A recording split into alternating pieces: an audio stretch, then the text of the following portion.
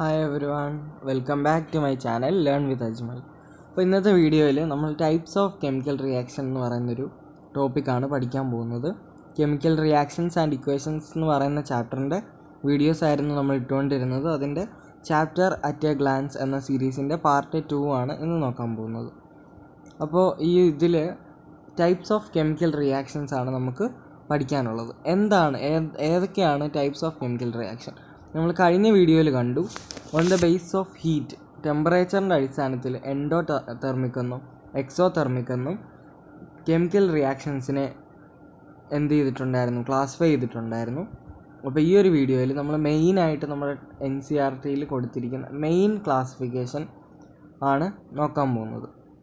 അപ്പോൾ ഈ ഒരു ബേസിൽ റിയാക്ഷൻസിനെ combination reaction, decomposition reaction, displacement reaction, double displacement reaction, reduction and oxidation അല്ലെങ്കിൽ റിഡോക്സ് റിയാക്ഷൻ എന്ന് 5 രീതിയിൽ ക്ലാസിഫൈ ചെയ്തിട്ടുണ്ട്. അപ്പോൾ ഇതിനെക്കുറിച്ച് നമുക്ക് ഡീറ്റെയിൽ ആയിട്ട് പഠിക്കാം ഈ ഒരു വീഡിയോയിൽ.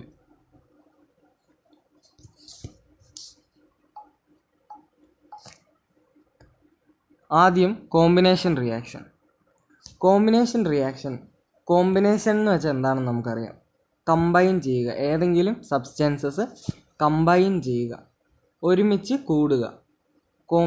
ഒരു കോമ്പിനേഷൻ എന്നൊക്കെ നമ്മൾ പറയാറുണ്ട്. ഇപ്പോൾ 2 കളേഴ്സ് തമ്മിൽ നല്ല കോമ്പിനേഷൻ ആണെന്ന് പറയാറുണ്ട്.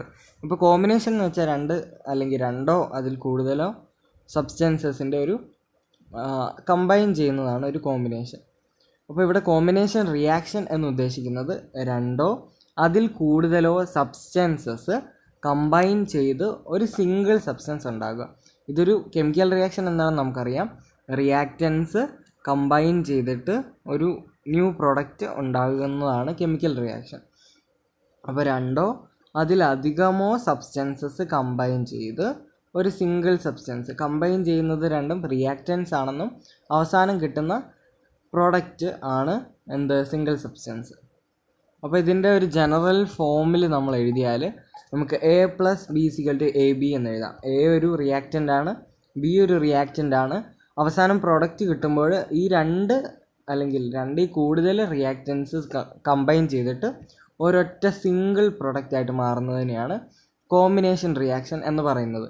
അതിൻ്റെ എക്സാമ്പിളാണ് കാർബൺ പ്ലസ് ഓക്സിജൻ. കാർബൺ ഒരു സോളിഡാണ്, ഓക്സിജൻ ഗ്യാസ് ആണ്. ഇത് രണ്ടും കൂടെ കമ്പൈൻ ചെയ്യുമ്പോൾ CO2 കാർബൺ ഡയോക്സൈഡ് എന്ന ഗ്യാസ് ഫോം ആവുന്നു. ഇവിടെ കാർബൺ എന്ന റിയാക്റ്റൻറ്റും ഓക്സിജൻ എന്ന റിയാക്റ്റൻറ്റും 2 സബ്സ്റ്റൻസസ് ആണ്, 2 റിയാക്റ്റൻസ് ആണ്. അവർ കമ്പൈൻ ചെയ്തിട്ട് ഒരു കാർബൺ ഡയോക്സൈഡ് എന്ന ഒരു സിംഗിൾ പ്രൊഡക്റ്റ് ഫോം ചെയ്യുന്നു. അതുപോലെ തന്നെയാണ് Mg magnesium plus O2 oxygen. മഗ്നീഷ്യവും ഓക്സിജനും കൂടെ കമ്പൈൻ ചെയ്യുമ്പോൾ അല്ലെങ്കിൽ മഗ്നീഷ്യം ഓക്സിജനകത്ത് ബേൺ ചെയ്യുമ്പോൾ MgO മഗ്നീഷ്യം ഓക്സൈഡ് എന്ന് പറയുന്ന ഒരു സംഭവം നമുക്ക് കിട്ടും. അടുത്തതായിട്ട് നമ്മൾ നോക്കാൻ പോകുന്നതാണ് ഡീകമ്പോസിഷൻ റിയാക്ഷൻ. കോമ്പിനേഷൻ റിയാക്ഷൻ എന്താണോ അതിൻ്റെ നേരെ ഓപ്പോസിറ്റാണ് ഡീകമ്പോസിഷൻ റിയാക്ഷൻ. കോമ്പിനേഷൻ റിയാക്ഷൻ എന്തായിരുന്നു? 2 or more സബ്സ്റ്റൻസസ് കമ്പൈൻ ചെയ്ത് ഒരു സിംഗിൾ സബ്സ്റ്റൻസ് ഉണ്ടാവുക. ഇവിടെ ഡീകമ്പോസിഷൻ റിയാക്ഷനിൽ വരുമ്പോൾ ഒരു സിംഗിൾ സബ്സ്റ്റൻസ് ബ്രേക്ക് ഡൗൺ ചെയ്ത് അല്ലെങ്കിൽ ഡീകമ്പോസ് ചെയ്ത് 2 അതിൽ കൂടുതലോ സബ്സ്റ്റൻസ് ആയിട്ട് മാറുക. കോമ്പിനേഷൻ റിയാക്ഷനിൽ പ്രൊഡക്റ്റ് 1ഉം റിയാക്റ്റൻസ് 2ഉം അല്ലെങ്കിൽ 2ൽ കൂടുതലോ ആയിരുന്നു. പക്ഷേ ഡീകമ്പോസിഷൻ റിയാക്ഷൻ വരുമ്പോൾ റിയാക്റ്റൻ്റ് 1ഉം പ്രൊഡക്റ്റ് 2 അതിൽ കൂടുതലോ ആണ്. അപ്പോൾ അത് രണ്ടും തമ്മിലുള്ള വ്യത്യാസം. അപ്പോൾ ഒരു സിംഗിൾ സബ്സ്റ്റൻസ് ബ്രേക്ക് ഡൗൺ ചെയ്ത് അല്ലെങ്കിൽ ഡീകമ്പോസ് ചെയ്ത് 2 അതിൽ കൂടുതലോ സബ്സ്റ്റൻസ് ഉണ്ടാക്കുന്നതിനെയാണ് ഡീകമ്പോസിഷൻ റിയാക്ഷൻ എന്ന് പറയുന്നത്. ഒരു സിംഗിൾ സബ്സ്റ്റൻസ് AB നമ്മൾ നേരത്തെ എഴുതിയ എന്തായിരുന്നു? A+B=AB ഇങ്ങനെയായിരുന്നു നമ്മൾ നേരത്തെ എഴുതിയിരുന്നത് കോമ്പിനേഷൻ റിയാക്ഷനിൽ. ഇവിടെ വരുമ്പോൾ AB ബ്രേക്ക് ഡൗൺ ചെയ്ത് A+B എന്നാവുന്നു. For example CaCO3 calcium carbonate. അത് ഹീറ്റിൻ്റെ പ്രസൻസിൽ അതിനെക്കുറിച്ച് നമുക്ക് ഡീറ്റെയിൽ ആയിട്ട് പഠിക്കാം. ഹീറ്റിൻ്റെ പ്രസൻസിൽ എന്നുള്ള വിട്ടേക്കുക. അത് ബ്രേക്ക് ഡൗൺ ചെയ്തിട്ട് കാൽഷ്യം ഓക്സൈഡും കാർബൺ ഡയോക്സൈഡുമായിട്ട് മാറുന്നു. അപ്പോൾ സിംഗിൾ റിയാക്റ്റൻ്റ് ആയിട്ടുള്ള കാൽസ്യം കാർബണേറ്റ് ബ്രേക്ക് ഡൗൺ ചെയ്ത് calcium oxide plus carbon dioxide ആയിട്ട് മാറുന്നു. അതുപോലെ തന്നെ H2O നമുക്ക് എല്ലാവർക്കും അറിയാവുന്നൊരു സാധനമാണ് വാട്ടർ ബ്രേക്ക് ഡൗൺ ചെയ്ത്, ഇപ്പോൾ ഇതൊന്നും നോക്കണ്ട, വാട്ടർ ബ്രേക്ക് ഡൗൺ ചെയ്ത് ഹൈഡ്രജനും ഓക്സിജനുമായിട്ട് മാറുന്നു. അപ്പോൾ ഇതൊക്കെ ഡീകമ്പോസിഷൻ റിയാക്ഷൻ്റെ എക്സാമ്പിൾസ് ആണ്. ഇനി നമുക്ക് ഡീകമ്പോസിഷൻ റിയാക്ഷൻ്റെ ടൈപ്സ് നോക്കാം. Types of decomposition reaction. Types of decomposition reaction 3 എണ്ണമാണുള്ളത്. 3 type of decomposition reaction ഉണ്ട്. ഒന്ന് thermal decomposition, 2 electrical decomposition, 3 photo chemical decomposition. അപ്പോൾ ഇതിൻ്റെ പേരുകളിൽ നിന്ന് തന്നെ നമുക്ക് ഏകദേശം മനസ്സിലാക്കാവുന്നതേ ഉള്ളൂ ഇതൊക്കെ എന്താണെന്ന്. അപ്പോൾ ആദ്യം നമുക്ക് തെർമൽ ഡീകമ്പോസിഷൻ എന്താണെന്ന് നോക്കാം. തെർമൽ ഡീകമ്പോസിഷൻ എന്ന് വെച്ചാൽ decomposition reaction carried out by heating. Decomposition reaction carried out by heating ആണ്. എന്ത് ഹീറ്റിംഗ്? അത് എഴുതുന്ന ശരിയായിട്ടില്ല, ക്ഷമിക്കണം. അപ്പോൾ ഡീകമ്പോസിഷൻ ബൈ ഹീറ്റിംഗ് ആണ് തെർമൽ ഡീകമ്പോസിഷൻ എന്ന് പറയുന്നത്. ഹീറ്റ് വെച്ച് നമ്മളിതിൻ്റെ ഒരു എക്സാമ്പിൾ നേരത്തെ കണ്ടതാണ്. എന്താണ്? കാൽസ്യം കാർബണേറ്റിനെ ഹീറ്റ് ഉപയോഗിച്ച് ബ്രേക്ക് ഡൗൺ ചെയ്ത് എന്താക്കുന്നത്? കാൽസ്യം ഓക്സൈഡും കാർബൺ ഡൈ ഓക്സൈഡും ആക്കുന്നത്. ഒരു എക്സാമ്പിളും കൂടെ കാണാം. നേരത്തെ കാൽസ്യം കാർബണേറ്റ് ആയിരുന്നു, ഇപ്പോൾ നമുക്ക് സിങ്ക് കാർബണേറ്റ് നോക്കാം. ZnCO3യെ ഹീറ്റ് ഉപയോഗിച്ച് ഇങ്ങനൊരു സിമ്പിൾ ഇട്ടാൽ മതി, അല്ലെങ്കിൽ അവിടെ ഹീറ്റ് എന്ന് എഴുതുക. സിങ്ക് ഓക്സൈഡ് അതൊരു സോളിഡാണ്, പ്ലസ് വീണ്ടും കാർബൺ ഡൈ ഓക്സൈഡ്. അപ്പോൾ ഡീകമ്പോസിഷൻ റിയാക്ഷൻ ബൈ ഹീറ്റിൽ വന്ന ബൈ പ്രൊഡക്ട്സ് രണ്ടും ഏറ്റവും അവസാനം കാർബൺ ഡൈ ഓക്സൈഡ് കോമൺ ആയിട്ട് വരുന്നത് നമ്മൾ കണ്ടു. ഇവിടെ ഹീറ്റ് ഉപയോഗിച്ചിട്ട് സിങ്ക് കാർബണേറ്റിനെ സിങ്ക് ഓക്സൈഡും കാർബൺ ഡൈ ഓക്സൈഡും ആക്കി മാറ്റി. നേരത്തെ കാൽസ്യം കാർബണേറ്റ് ഉപയോഗിച്ച് കാൽസ്യം കാർബണേറ്റിനെ ഹീറ്റ് ചെയ്ത് സിങ്ക് ഓക്സൈഡും കാർബൺ ഡൈ ഓക്സൈഡും ആക്കി മാറ്റി. അപ്പോൾ ഹീറ്റിംഗ് ഉപയോഗിച്ച് ചെയ്യുന്ന ഡീകമ്പോസിഷനെയാണ് തെർമൽ ഡീകമ്പോസിഷൻ എന്ന് നമ്മൾ പറയുന്നത്. ഇനി അടുത്ത എന്താണ്? ഇലക്ട്രിക്കൽ ഡീകമ്പോസിഷൻ എന്ന് നോക്കാം. തെർമൽ ഡീകമ്പോസിഷൻ, തെർമൽ എന്നുള്ള വാക്ക് കേൾക്കുമ്പോഴേ അറിയാം അത് ഹീറ്റുമായിട്ട് ബന്ധപ്പെട്ടാണ്. അതുപോലെ ഇവിടെ ഇലക്ട്രിക്കൽ എന്നുള്ള വാക്ക് കേൾക്കുമ്പോഴേ നമുക്കറിയാം ഇലക്ട്രിസിറ്റിയുമായിട്ട് ബന്ധപ്പെട്ടതാണ്. So electrical decomposition is the decomposition or type of decomposition carried out with the help of electricity അല്ലെങ്കിൽ ഇലക്ട്രിക് കറണ്ടിൻ്റെ സഹായത്തോടെ ക്യാരി ഔട്ട് ചെയ്യുന്ന റിയാക്ഷൻസിനെയാണ് അല്ലെങ്കിൽ ഡീകമ്പോസിഷൻ ചെയ്യുന്നതിനെയാണ് ഇലക്ട്രിക്കൽ ഡീകമ്പോസിഷൻ എന്ന് പറയുന്നത്. അപ്പോൾ ഇതിൻ്റെ എക്സാമ്പിൾ നമ്മൾ നേരത്തെ കണ്ടതാണ്. അത് തന്നെയാണ് ഇപ്പോഴും 2H2O അല്ലെങ്കിൽ H2O വാട്ടറിനെ ഹൈഡ്രജനും ഓക്സിജനുമായിട്ട് തിരിക്കുന്നത്. നമ്മൾ നേരത്തെ ഇലക്ട്രോലൈസിസ് എന്ന് പറഞ്ഞു. ഇലക്ട്രോലൈസിസും ഇലക്ട്രിക്കൽ ഡീകമ്പോസിഷനും രണ്ടും ഏകദേശം സെയിം ആണ്. ഇനി അടുത്തതായിട്ട് മൂന്നാമത്തെ ടൈപ്പ് എന്ന് വെച്ചാൽ ഫോട്ടോ കെമിക്കൽ ഡീകമ്പോസിഷൻ ആണ്. ഫോട്ടോ എന്നുള്ള വാക്ക് ഫോട്ടോസിന്തസിസിൽ കേട്ടിട്ടുണ്ട്, അല്ലാതെ ഫോട്ടോ എന്താണെന്ന് അറിയാം. അപ്പോൾ നമുക്കറിയാം, നമ്മൾ നേരത്തെ മുതലേ പഠിച്ചിട്ടുള്ളതാണ്, ഫോട്ടോ എന്നുള്ള വാക്ക് ലൈറ്റുമായിട്ട് ബന്ധപ്പെട്ടതാണ്. So photo chemical decomposition, light it is a type of decomposition. ഇത് കേട്ടാൽ മതി, ഞാൻ സ്ലൈഡ് ഉണ്ടാക്കിയിട്ടില്ല അതിൻ്റെ. Photo chemical decomposition is the decomposition or type of decomposition carried out in the presence of sunlight. മറ്റേത് എല്ലാം ഹെൽപ്പ് ഓഫ് അല്ലെങ്കിൽ presence of, എങ്ങനെ വേണമെങ്കിലും എഴുതാം.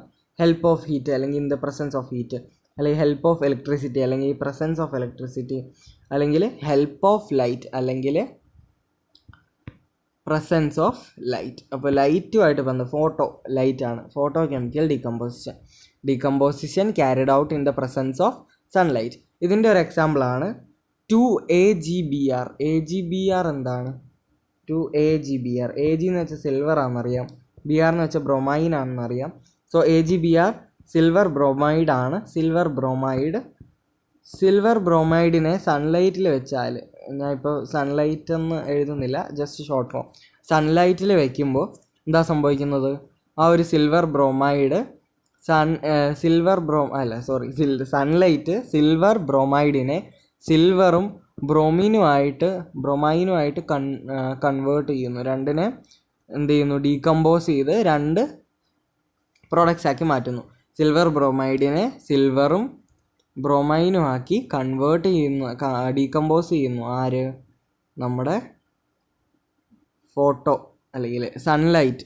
So it is called as photo chemical decomposition.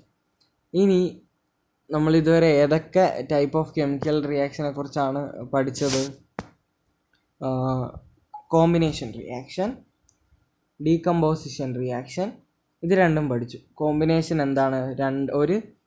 രണ്ട് പ്രോഡക്ട്സ് അല്ലെങ്കിൽ റിയാക്റ്റൻസ് ചേർന്നിട്ട് ഒരു സിംഗിൾ പ്രൊഡക്റ്റ് ഉണ്ടാകുന്നത്. ഡീകമ്പോസിഷൻ എന്ന് വെച്ചാൽ ഒരു സിംഗിൾ പ്രൊഡക്റ്റ് ഡീകമ്പോസ് ചെയ്ത് 2 അതിൽ കൂടുതലോ പ്രൊഡക്ട്സ് ആയിട്ട് ഒരു സിംഗിൾ റിയാക്റ്റൻ്റ് ഡീകമ്പോസ് ചെയ്ത് 2 അതിൽ കൂടുതലോ പ്രോഡക്റ്റ് ആവുന്നതിനെയാണ് ഡീകമ്പോസിഷൻ റിയാക്ഷൻ എന്ന് പറഞ്ഞത്.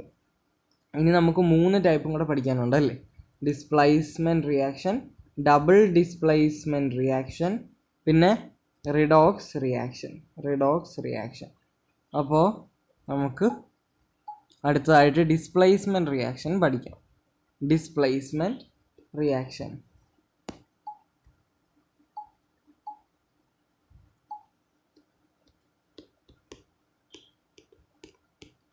ഡിസ്പ്ലേസ്മെൻ്റ് എന്ന് കേട്ടിട്ടില്ലേ?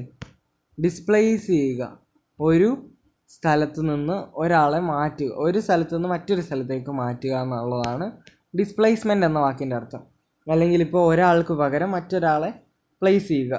മീൻസ് ഇപ്പം ഞാനും എൻ്റെ ഒരു ഫ്രണ്ടും ഞങ്ങളൊരു ചെയറിൽ അല്ലെങ്കിൽ ഒരു ബെഞ്ചിലിരിക്കുകയാണ്. ആ സമയത്ത് ബെഞ്ചിലിരിക്കുന്ന സമയത്ത് 2 പേരും ഇരിക്കുന്ന സമയത്ത് ഒരാളെ ഇപ്പോൾ എൻ്റെ ഒരു ഫ്രണ്ട് എ, അല്ല ഞാനാണ് അജ്മൽ, ഓക്കെ, ബി, എൻ്റെ ഒരു ഫ്രണ്ട് ബി കൂടെ ഇരിപ്പുണ്ട്. പിന്നെ വേറെ എൻ്റെ ഒരു ഫ്രണ്ട് സി ഉണ്ട് ഇവിടെ, ഡിയും ഉണ്ട് ഇവിടെ. അപ്പോൾ എൻ്റെ ഫ്രണ്ട്സിനെല്ലാവർക്കും എൻ്റെ കൂടെ ഇരിക്കാൻ ഭയങ്കര ആഗ്രഹമാണെന്ന് വയ്ക്കുക. ഞാൻ ഇവിടെ ഇരിക്കുകയാണ്, ഫ്രണ്ട്സിനെല്ലാവർക്കും എൻ്റെ കൂടെ ഇരിക്കണം. സോ ഇവർ സിക്കും ബിക്കും എൻ്റെ കൂടെ ഇരിക്കണം. സോ സി ആണെങ്കിൽ ബിയേക്കാളും ശക്തിമാനാണ്. സോ അതുകൊണ്ട് തന്നെ സി വന്ന് ബിയുടെ അടുത്ത് വഴക്കുണ്ടാക്കിയിട്ട് ബിയെ ഓടിച്ചിട്ടിട്ട് അവിടെ എൻ്റെ കൂടെ ആരിയിരിക്കും? സി ഇരിക്കും. അപ്പോൾ ബിയെ ഡിസ്പ്ലേസ് ചെയ്ത് അവിടെ സി വന്നിരുന്നു. അതിനെയാണ് ഡിസ്പ്ലേസ്മെൻറ്റ് റിയാക്ഷൻ. ഞാൻ സിമ്പിളാക്കി പറഞ്ഞേ, മനസ്സിലായോ എന്ന് എനിക്ക് മനസ്സിലായില്ല. എന്തായാലും ഞാൻ ഒന്നും കൂടെ പറഞ്ഞു തരും എന്താണെന്ന്. ഡിസ്പ്ലേസ്മെൻറ്റ് റിയാക്ഷൻ എന്ന് വെച്ചാൽ single substance more reactive element displaces less reactive element. നമ്മൾ റിയാക്ടിവിറ്റി സീരീസൊക്കെ ടെക്സ്റ്റ് ബുക്കിൽ കണ്ടതാണല്ലേ അല്ലേ? അപ്പോൾ റിയാക്ടിവിറ്റി സീരീസ് ഉണ്ട്. ഏറ്റവും കൂടുതൽ റിയാക്റ്റീവ് ആയിട്ടുള്ള എലമെൻറ്റ് ഏതാണ്, ഏറ്റവും ലെസ് റിയാക്റ്റീവ് എലമെൻറ്റ് ഏതാണ്, ഒരു റിയാക്ടിവിറ്റി ടേബിൾ, ഇതൊക്കെ ടെക്സ്റ്റ് ബുക്കിൽ ഉള്ളതാണ്. പിന്നെ നമ്മൾ കൊച്ചുനാൾ മുതൽ പഠിക്കുന്നതാണ്. അപ്പോൾ 2 എലമെൻറ്റ്സിനെ തന്നാൽ ഒരു സൊല്യൂഷനകത്തുനിന്ന് ഇപ്പോൾ for example iron sulphide solution അല്ലെ ഫെറസ് സൾഫൈഡ് സൊല്യൂഷൻ, അത് 2 സെയിം ആണ്. ഫെറസ് സൾഫൈഡ് സൊല്യൂഷൻ കൂടെ സിങ്കിനെ നമ്മൾ റിയാക്ട് ചെയ്താൽ ആ അയണിനേക്കാളും റിയാക്റ്റീവാണ് ആര്? സിങ്ക്. സോ അയണിനെ അതിൽ നിന്ന് ഡിസ്പ്ലേസ് ചെയ്ത് സിങ്ക് സൾഫേറ്റ് ആയിട്ട് ആ സൊല്യൂഷൻ മാറും. അതിനെയാണ് ഡിസ്പ്ലേസ്മെൻറ്റ് റിയാക്ഷൻ എന്ന് പറയുന്നത്. ഞാൻ അത് ഡീറ്റെയിൽ ആയിട്ട് പറഞ്ഞുതരാം. അപ്പോൾ ഡിസ്പ്ലേസ്മെൻറ്റ് റിയാക്ഷൻ ഞാൻ പറഞ്ഞാൽ മനസ്സിലായോ എന്ന് എനിക്കറിയത്തില്ല, ഒന്നുകൂടെ പറയാം. ഇപ്പോൾ Zn പ്ലസ് FeSO4 ഇങ്ങനെ ഒരു എലമെൻറ്റിനെയും ഒരു കമ്പൗണ്ടിനെയും കൂടെ റിയാക്ട് ചെയ്യിപ്പിക്കുമ്പോൾ അതിലെ ഈ എലമെൻറ്റ് സൊല്യൂഷനിലുള്ള എലമെൻറ്റിനേക്കാളും അല്ലെങ്കിൽ കോമ്പൗണ്ടിലുള്ള എലമെൻറ്റിനേക്കാളും റിയാക്ടിവിറ്റി കൂടിയതാണെങ്കിൽ എന്ത് ചെയ്യും? ആ സൊല്യൂഷനിലുള്ള എലമെൻറ്റിനെ പുറത്തിരിക്കുന്ന എലമെൻറ്റ് ഡിസ്പ്ലേസ് ചെയ്ത് എന്തായിട്ട് മാറ്റും? ഡിസ്പ്ലേസ് ചെയ്യും. അതിനെയാണ് പറയുന്നത് ഡിസ്പ്ലേസ്മെൻറ്റ് റിയാക്ഷൻ. ഫോർ എക്സാമ്പിൾ സിങ്കും FeSO4 ഫെറസ് സൾഫേറ്റും ആണെങ്കിൽ അതിലെ FeSO4നെ സിങ്ക് ഡിസ്പ്ലേസ് ചെയ്ത് ZnSO4 ആക്കുന്നു പ്ലസ് Fe. അപ്പോൾ ഇവിടെ സംഭവിച്ചത് എന്താണെന്ന് വെച്ചാൽ സിങ്കും ഫെറസും അയണും അവർ രണ്ടുപേരും അവരുടെ പ്ലേസസ് അങ്ങോട്ടും ഇങ്ങോട്ടും മാറ്റി. ഇസഡൻ ഇരുന്നിടത്തേക്ക് Fe കൊണ്ടുവന്നു, Fe ഇരുന്നിടത്തേക്ക് ഇസഡനെയും കൊണ്ടുവന്നു. അപ്പോൾ അവർ തമ്മിൽ പ്ലേസസ് എക്സ്ചേഞ്ച് ചെയ്യുക. ഇതിനെയാണ് ഡിസ്പ്ലേസ്മെൻറ്റ് റിയാക്ഷൻ എന്ന് പറയുന്നത്. വേറൊരു എക്സാമ്പിൾ ഡിസ്പ്ലേസ്മെൻറ്റ് റിയാക്ഷൻ്റെ മറ്റൊരു എക്സാമ്പിൾ തരികയാണെങ്കിൽ Fe iron plus CuSO4 copper sulphate solution gives കിട്ടുന്നത് FeSO4. Fe അയണിനെക്കാട്ടിലും കോപ്പറിനെക്കാട്ടിലും റിയാക്റ്റീവാണ്. സോ കോപ്പറിനെ അയൺ ഡിസ്പ്ലേസ് ചെയ്യും. അപ്പോൾ എന്ത് ചെയ്യും? കോപ്പറിൻ്റെ സ്ഥലത്ത് അയൺ കയറിയിരിക്കും. അപ്പോൾ FeSO4 എന്നാവും. പിന്നെ കോപ്പർ അയണിൻ്റെ അടുത്തേക്ക് പോവും. അപ്പോൾ പ്ലസ് Cu എന്നാവും. അപ്പോൾ ഇതാണ് displacement reaction. More reactive element less reactive എലമെൻറ്റിനെ ഡിസ്പ്ലേസ് ചെയ്യുന്നതിനെയാണ് ഡിസ്പ്ലേസ്മെൻറ്റ് റിയാക്ഷൻ എന്ന് പറയുന്നത്. ഇനി അതുപോലെ തന്നെ നമുക്ക് പഠിക്കാനുള്ളതാണ് double displacement reaction. Double displacement reaction അതും ഡിസ്പ്ലേസ്മെൻറ്റ് റിയാക്ഷനുമായിട്ട് വളരെയധികം ബന്ധപ്പെട്ടതാണ്. ഇതിലും ഡിസ്പ്ലേസ്മെൻ്റാണ് നടക്കുന്നത്. ഇതിൽ എന്താണെന്ന് വെച്ചാൽ two compounds exchange their ions to form new compounds. രണ്ട് കമ്പൗണ്ട്സിനെ തന്നെ ആയിരിക്കും നമുക്ക് ആദ്യമേ തരുന്നത്. ഒരു എലമെൻറ്റും ഒരു കമ്പൗണ്ടും അല്ല, രണ്ടും കമ്പൗണ്ട്സ് ആയിരിക്കും. അതിൽ കോമ്പൗണ്ട്സ് അവരുടെ എലമെൻറ്റ്സിനെ തമ്മിൽ അങ്ങോട്ടും ഇങ്ങോട്ടും എക്സ്ചേഞ്ച് ചെയ്ത് പുതിയ എലമെൻറ്റ്സ് അല്ലെങ്കിൽ കോമ്പൗണ്ട്സ് ഉണ്ടാക്കുന്നു. For example AgNO3 silver nitrate AgNO3 plus NaCl രണ്ടും എന്താണ്? കോമ്പൗണ്ട്സ് ആണ്. ഇപ്പോൾ ഇവിടുത്തെ ഫസ്റ്റ് എലമെൻറ്റ് Ag, ഇവിടെ എലമെൻറ്റ്സിനെ നമ്മൾ മാറ്റി മാറ്റി എഴുതിയാൽ ഇങ്ങനെ ഇരിക്കും. 4 എലമെൻറ്റ്സാണ് മൊത്തത്തിലുള്ളത്. ഇതിൽ ഇവർ എലമെൻറ്റ്സിനെ തമ്മിൽ അങ്ങോട്ടും ഇങ്ങോട്ടും എക്സ്ചേഞ്ച് ചെയ്യുക. ഇപ്പോൾ ഫസ്റ്റ് എലമെൻറ്റ് ഫസ്റ്റ് റിയാക്റ്റൻറ്റിലെ ഫസ്റ്റ് ഏതാണ്? Ag silver. ഇവിടുത്തെ സെക്കൻഡിലെ സെക്കൻഡ് ആരാണ്? Cl. ഇപ്പോൾ AgCl എന്ന് വരും. സിൽവർ ക്ലോറൈഡ് പ്ലസ് ഇവിടുത്തെ ഫസ്റ്റ് Na സോഡിയം, ഇവിടുത്തെ ഫസ്റ്റ് ഇവിടുത്തെ സെക്കൻഡ് NO3 സിൽവർ നൈട്രേറ്റ് എന്ന് വരും. അപ്പോൾ ഇവിടുത്തെ ഇവർ എലമെൻസിനെ തമ്മിൽ അങ്ങോട്ടും ഇങ്ങോട്ടും ഇപ്പോൾ Ag അപ്പുറത്ത് അറ്റത്തുള്ള രണ്ടെണ്ണവും അകത്തുള്ള രണ്ടെണ്ണവും തമ്മിൽ കമ്പൈൻ ചെയ്തു. അങ്ങനെ വേണമെങ്കിൽ നമുക്ക് പറയാം. AgClഉം NaNO3 ആയിട്ട് കമ്പൈൻ ചെയ്തു. അപ്പോൾ അവരുടെ എലമെൻസിനെ തമ്മിൽ അങ്ങോട്ടും ഇങ്ങോട്ടും ഒരു പാറ്റേണിൽ എക്സ്ചേഞ്ച് ചെയ്ത് പുതിയ ന്യൂ കമ്പൗണ്ട്സ് ഉണ്ടാക്കുന്നതിനെയാണ് എന്താണെന്ന് പറയുന്നത്? ഡബിൾ ഡിസ്പ്ലേസ്മെൻറ്റ് റിയാക്ഷൻ എന്ന് പറയുന്നത്. ഒരു എക്സാമ്പിളും കൂടെ നോക്കാം. മനസ്സിലായില്ലെങ്കിൽ ഉറപ്പായിട്ടും പറയുക, കമൻറ്റ് ബോക്സിലിടുക. ഒന്നുകിൽ ഞാൻ ഇതിനെക്കുറിച്ച് തന്നെ ഒന്നും കൂടെ ഒരു വീഡിയോ ഇടുന്നതാണ്, അല്ലെങ്കിൽ ഞാൻ പറഞ്ഞു തരുന്നതാണ്. അപ്പോൾ Na2SO4 പ്ലസ് BaCl2 ഇത് രണ്ട് കോമ്പൗണ്ട്സ് ആണ്. BaCl2 Na2SO4 barium chloride. അപ്പോൾ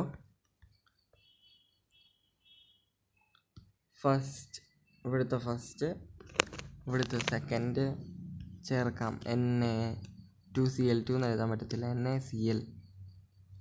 ഇവിടുത്തെ ഫസ്റ്റ് ഇവിടുത്തെ സെക്കൻഡ് BaSO4 ബേരിയം സൾഫേറ്റ്.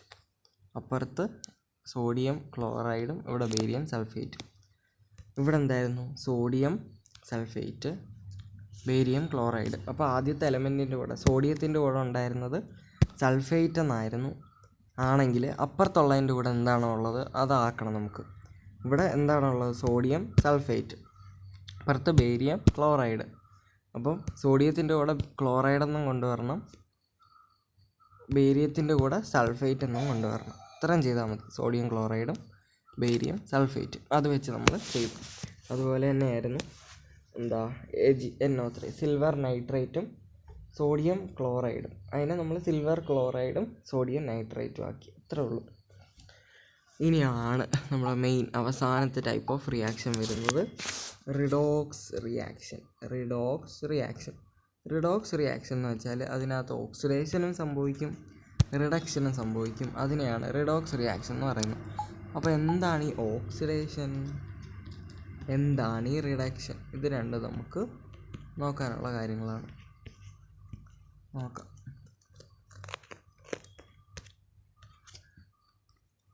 ഓക്സിഡേഷനും റിഡക്ഷനും. ഓക്സിഡേഷനകത്ത് സംഭവിക്കുന്നത് ആദ്യത്തേത് അഡീഷൻ ഓഫ് ഓക്സിജൻ. എക്സാമ്പിൾ പറയുമ്പോൾ നമുക്ക് കൂടുതൽ മനസ്സിലാകും. അഡീഷൻ ഓഫ് ഓക്സിജൻ, പിന്നെ റിമൂവൽ ഓഫ് ഹൈഡ്രജൻ. ഇത് രണ്ടുമാണ് ഓക്സിഡേഷൻ എന്ന് പറയുന്നത്. അതുപോലെ തന്നെ അഡീഷൻ ഓഫ് ഹൈഡ്രജൻ, നേരെ ഓപ്പോസിറ്റ്. അഡീഷൻ ഓഫ് ഹൈഡ്രജൻ, ഇപ്പുറത്ത് റിമൂവൽ ഓഫ് ഹൈഡ്രജൻ ആണ്, ഇപ്പുറത്ത് അഡീഷൻ ഓഫ് ഹൈഡ്രജൻ, പിന്നെ റിമൂവൽ ഓഫ് ഓക്സിജൻ. ഇതിനെയാണ് എന്തെന്ന് പറയുന്നത്? റിഡക്ഷൻ എന്ന് പറയുന്നത്. അപ്പോൾ oxidation, addition of oxygen, removal of hydrogen. Reduction, addition of hydrogen, removal of oxygen. അപ്പോൾ ഓക്സിഡേഷനും റിഡക്ഷനും നടക്കുന്നതിനെയാണ് റിഡോക്സ് റിയാക്ഷൻ എന്ന് പറയുന്നത്. അപ്പോൾ addition of oxygen, addition of hydrogen, ഇതൊക്കെ എവിടെ?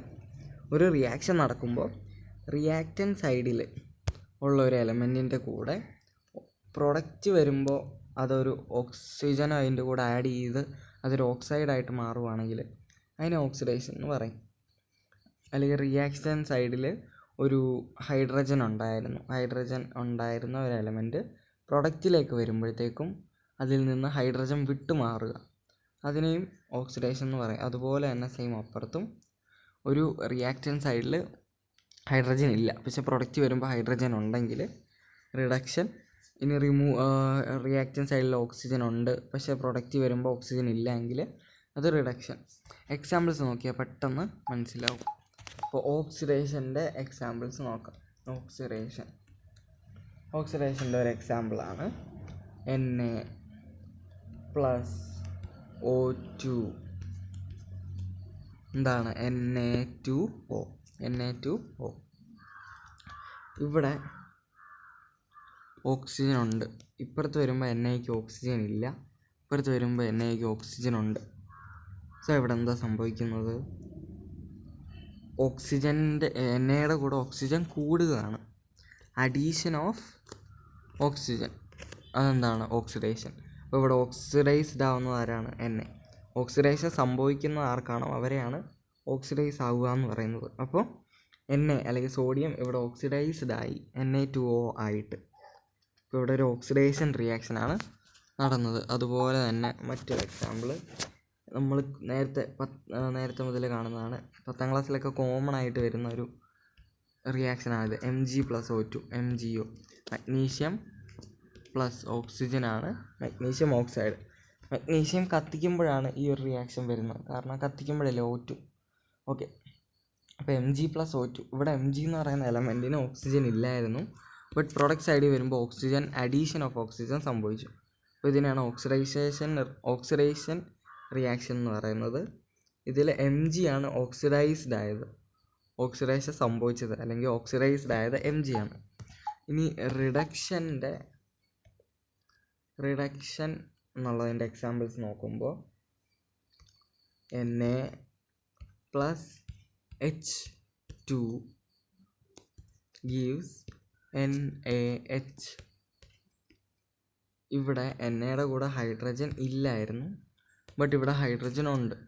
അപ്പോൾ ഇതിനെ അഡീഷൻ ഓഫ് ഹൈഡ്രജൻ എന്ന് പറയാം. സോ ഇതൊരു റിഡക്ഷൻ റിയാക്ഷനാണ്. ഇനി അതുപോലെ തന്നെ മറ്റൊരു എക്സാമ്പിൾ പറയുകയാണെങ്കിൽ CuO+H2 gives Cu+H2O. ഇവിടെ സിയുടെ കൂടെ ഓക്സിജൻ ഉണ്ട്, ഇവിടെ വരുമ്പോൾ സി ഒറ്റയ്ക്കാണ്. ഓക്സിജൻ, റിമൂവൽ ഓഫ് ഓക്സിജൻ, അതൊരു റിഡക്ഷൻ റിയാക്ഷനാണ്. പിന്നെ H2 ഇവിടെ ഉണ്ട്, H2ൻ്റെ കൂടെ ഓക്സിജൻ കൂടി. അപ്പോൾ അഡീഷൻ ഓഫ് ഓക്സിജൻ, അതൊരു ഓക്സിഡേഷനാണ്. അത് ഓക്സിഡേഷനും റിഡക്ഷനും ഉള്ള ഒരു ഇക്വേഷനാണിത്. അപ്പോൾ ഇവിടെ റിഡോക്സ് റിയാക്ഷൻ എന്ന് വെച്ചാൽ നമുക്ക് ഓക്സിഡേഷൻ റിയാക്ഷൻ, റിഡക്ഷൻ റിയാക്ഷൻ ഇങ്ങനെയൊന്നും പഠിക്കാനില്ല. റിഡോക്സ് റിയാക്ഷനകത്ത് വരുന്ന കേസസാണ് ഇത് രണ്ടും. ചിലപ്പോൾ ഒരു ഇക്വേഷനിൽ തന്നെ രണ്ടും ഒരുമിച്ച് വന്നേക്കാം, അതൊന്നും കുഴപ്പമില്ല. ഇവിടെ CuO ആണ് റെഡ്യൂസ്ഡ് ആവുന്നത്, ഓക്സിജൻ പോകുന്നു, റിമൂവൽ ഓഫ് ഓക്സിജൻ, റിഡക്ഷൻ. അതുപോലെ തന്നെ ഇവിടെ H2ൻ്റെ കൂടെ ഓക്സിജൻ കൂടുന്നു, അഡീഷൻ ഓഫ് ഓക്സിജൻ. അപ്പോൾ അവിടെ ആ H2 ഓക്സിഡൈസ്ഡ് ആവുന്നു, CuO റെഡ്യൂസ്ഡ് ആവുന്നു. അപ്പോൾ ഇതാണ് ഇവിടുത്തെ റിഡോക്സ് റിയാക്ഷൻ എന്ന് പറയുന്നത്. ഇപ്പോൾ റിഡോക്സ് റിയാക്ഷൻ്റെ എക്സാമ്പിൾസ് കണ്ടു. ഇനി ഓക്സിഡൈസിങ് ഏജൻറ്റ് മെയിനായിട്ട് വരുന്ന ക്വസ്റ്റ്യൻസ് ആണ്. ഓക്സിഡൈസിങ് ഏജൻറ്റ്, റെഡ്യൂസിങ് ഏജൻറ്റ്, അല്ലെങ്കിൽ ഓക്സിഡൈസ്ഡ് ആയത് ആരാണ്, ഓക്സിഡൈസ്ഡ് ആവാത്ത റെഡ്യൂസ്ഡ് ആയത് ആരാണ്, അങ്ങനെയൊക്കെയാണ്. അപ്പോൾ ഓക്സിഡൈസിങ് ഏജൻറ്റും റെഡ്യൂസിങ് ഏജൻറ്റും എന്താണെന്ന് നോക്കാം. അപ്പോൾ ഇവിടെ നോക്കിയേ, ഓക്സിഡേഷൻ റിഡക്ഷൻ റിയാക്ഷൻ എന്ന് വെച്ചാൽ ഒരു ഓക്സിഡേഷൻ റിഡക്ഷൻ അല്ലെങ്കിൽ റിഡോക്സ് റിയാക്ഷനിൽ ഓക്സിഡൈസ് ആവുന്ന സബ്സ്റ്റൻസിനെയാണ് റെഡ്യൂസിങ് ഏജൻറ്റ് എന്ന് പറയുന്നത്. കാരണം ഓക്സിഡൈസ് ആവുന്ന സബ്സ്റ്റൻസ് ആണ് റെഡ്യൂസ് ചെയ്യാൻ വേണ്ടി സഹായിക്കുന്നത് മറ്റൊരു സബ്സ്റ്റൻസിനെ. അതുപോലെ തന്നെ റെഡ്യൂസ് ആവുന്ന സബ്സ്റ്റൻസിനെയാണ് ഓക്സിഡൈസിങ് ഏജൻറ്റ് എന്നും പറയുന്നത്. റെഡ്യൂസ് ആവുന്ന സബ്സ്റ്റൻസിനെ ഓക്സിഡൈസിങ് ഏജൻറ്റ് എന്നും ഓക്സിഡൈസ് ആവുന്ന സബ്സ്റ്റൻസിനെ റെഡ്യൂസിങ് ഏജൻറ്റ് എന്നും പറയാം. അപ്പോൾ നമുക്കൊന്ന് നോക്കാം മറ്റൊരു example. N2O4 plus N2H4 gives N2 plus H2O. ഇവിടെ N2O4 എന്ന് പറയുന്ന സബ്സ്റ്റൻസ് ഇവിടെ വരുമ്പോൾ N2 ആവുന്നു. അപ്പോൾ ഓക്സിജൻ്റെ റിമൂവലാണ് നടക്കുന്നത്. സോ അവിടെ എന്താണ്, റിഡക്ഷനാണ് നടക്കുന്നത്. അപ്പോൾ N2O4 എന്ന് പറയുന്ന സബ്സ്റ്റൻസ് ആണ് റെഡ്യൂസ് ആയി N2 ആയത്. സോ ഇതാണ് റെഡ്യൂസ് ആയതല്ലേ, അപ്പോൾ അതാണ് ഓക്സിഡൈസിങ് ഏജൻറ്റ്. അതുപോലെ തന്നെ N2H4 ഹൈഡ്രജൻ റിമൂവ് ആയിട്ട് N2 ആയിട്ട് ഇവിടെ വന്നു.